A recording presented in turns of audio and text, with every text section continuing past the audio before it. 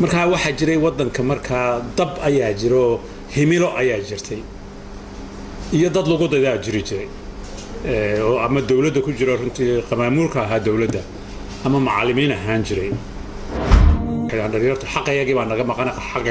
xaqayaga hala nasiyo xaq lagu siinayaa ma jiro qolooyinka buurta fuushan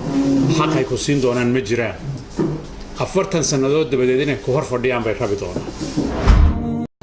if you give them a chance they will turn sand into gold haddaad fursad siisid camuudda ayay u bedeli doonaan dahab camuudda ayay dahab u bedeli doonaan markaa dawlad adiga fursad ku siinaysaa ma jirto soomaad garan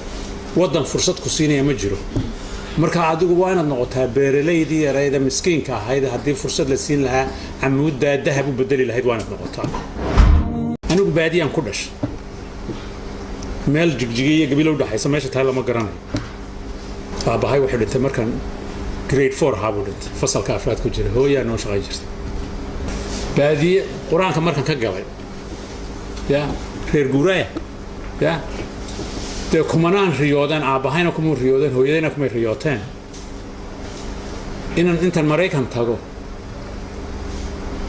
jaamacadaha ugu waaweyn Mareykan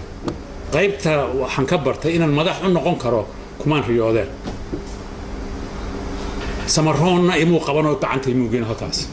samaroon baa taa lagu yidhaa soo ma ya xasan sheekhna adeeriima siyaad barrana gabarka ma qabo soo maad garan dhalinyartu waa inay laba muunadood yeeshaan